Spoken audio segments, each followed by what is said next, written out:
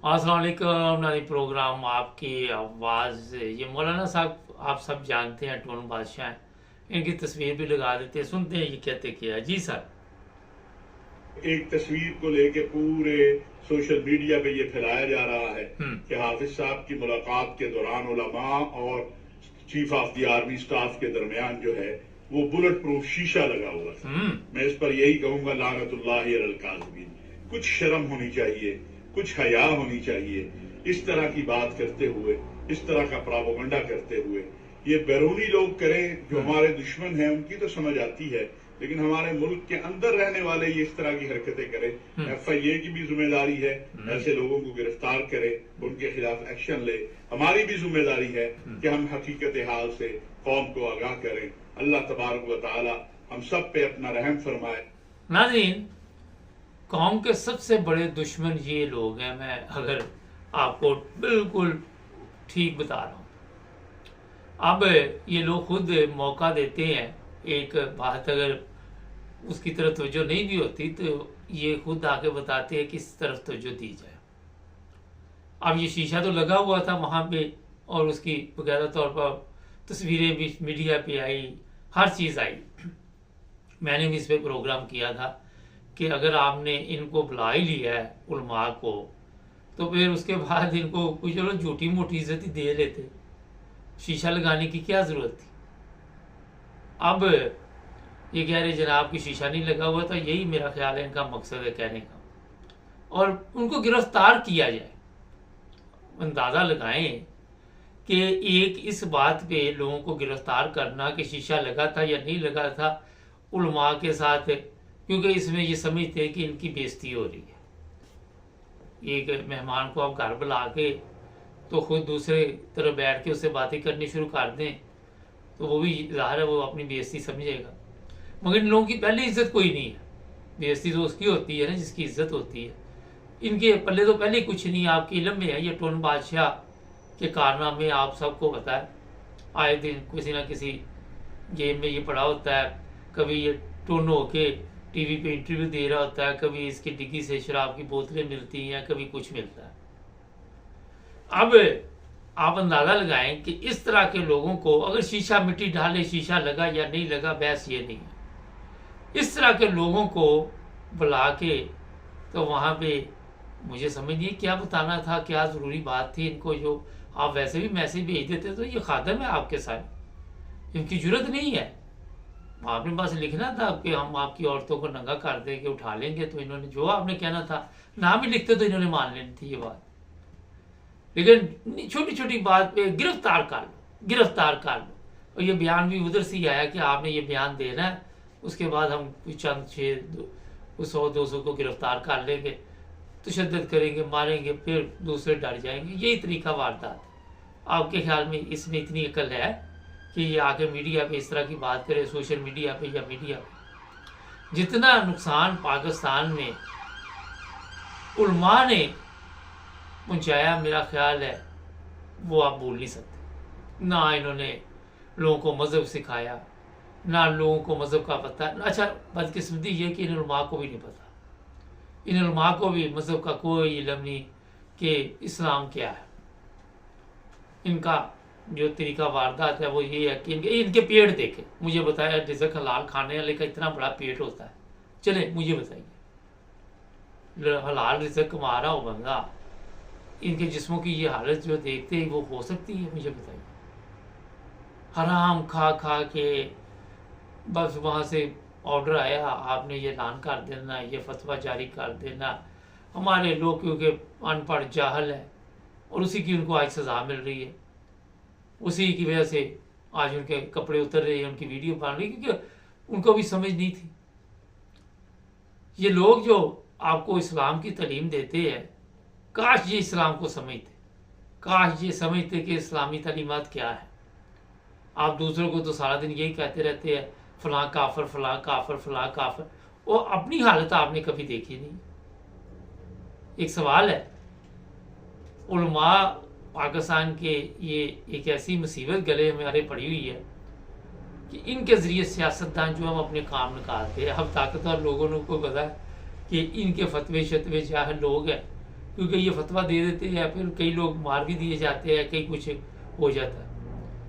तो जो गेम डाली गई ताकतवर लोगों की तरफ से वो यही थी कि उलमा को कंट्रोल में करो, उलमा को कंट्रोल करके इनसे बयानात दिलवाओ, क्योंकि ये जाहल कौम है।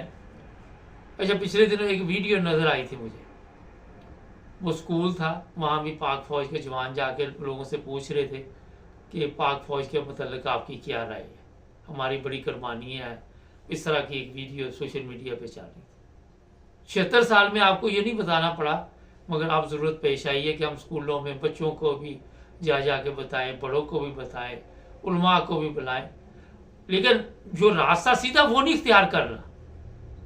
काम ऐसे नहीं करने के लोग खुद ब खुद आपकी इज्जत करनी शुरू कर दे, आपकी तारीफ करनी शुरू कर दे, कभी इधर से कभी इधर से कभी इधर से कभी इधर से घुमन घेरी में चलना जलेबी की तरह, मगर सीधे तरह जो मसाइल है उसकी तरफ नहीं आना।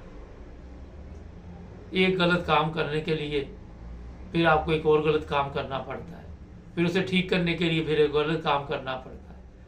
तो ये जो गलत काम हो रहे हमारे वहाँ पाकिस्तान में, उनमें सब लोग शामिल हैं, सियासतदान भी, इदारे भी, ये उलमा देख लें। इन उलमा को काश इस्लाम का पता होता, काश इनको पता होता कि इस्लामी तालीमात क्या है।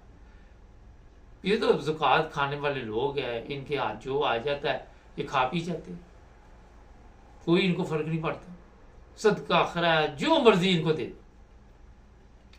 ये देखे आप वहाँ पे तकरीर करने जाता है वो मदनी, वो 500 का, 1000 का, 5000 का नोट दबाता है, जेब में डाल देता है और बड़ी तारीफ करेगा, बहुत अच्छा किया तुमने।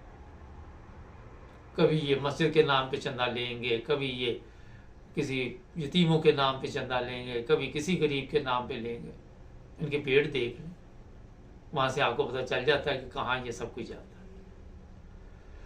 नाज़रीन, एक चीज़ ज़हन में रखें कि आज जो इस्लाम का नक्शा पाकिस्तान में बताया जा रहा है वो किसी इस्लामी मुल्क में भी नहीं बताया जा रहा। दूसरे इस्लामी मुल्क चलो थोड़ी बहुत तो बेहतर है ना, वहाँ कुछ ना कुछ बेहतरी है हमारी जो हालत है उसके मुकाबले में, मगर पाकिस्तान में सवाए फतवे, सवाए लोगों को इंतशार की तालीम दे, अभी भी ये देख रहे धमकियाँ दे रहा है, धमकियाँ मौलवियों से दिलाई जाती।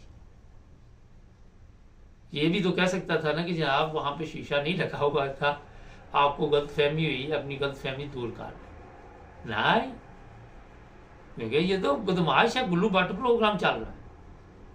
इनसे आप क्या समझते हैं कि कोई प्यार से, मोहब्बत से कोई ऐसी तालीम कौम को देने का इनके पास कोई जवाज़ है, कोई रवाज है, कोई ऐसी कोई हिस्ट्री में आपको कोई ऐसी मिसालें मिलती हैं?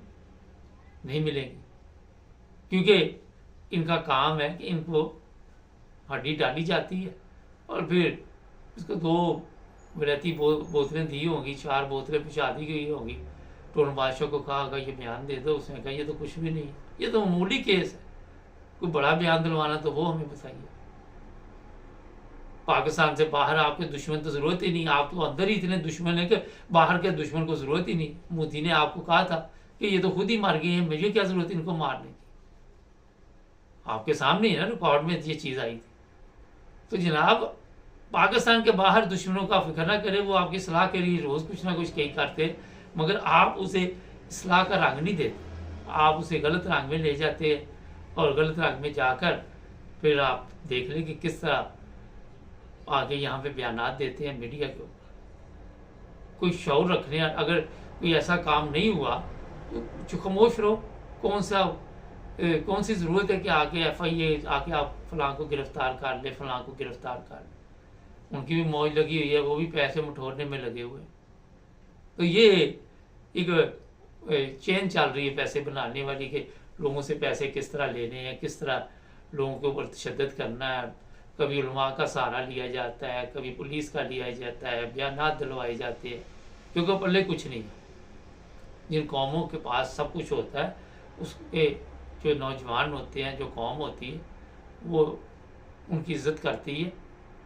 ढोल नहीं बजाना पड़ता कि हमारी इज्जत करो, कहीं पे ऐसे नहीं होता। हम लोग यहाँ पे रहते हैं यूरोप में, एक अरसा गुजर गया, कोई सियासतदान आके इस तरह बात की है तो ये कि पिछले दिनों यहाँ कोई जहाद का लफ्ज़ इस्तेमाल किसी ने किया था, पुलिस वाले ने कहा मैं रिपोर्ट ही नहीं दर्ज कर सकता। आपके इल्म में है कि वो खतून जो यहाँ की थी वो छुट्टी करवा दी गई उसको, इंग्लैंड की मैं बात कर रहा हूँ। तो जो आप कर रहे हैं मौलाना साहब ये गलत है, अपनी इस्लाह करें, हमारे चैनल को सब्सक्राइब कर जुड़े रहे हमारे साथ।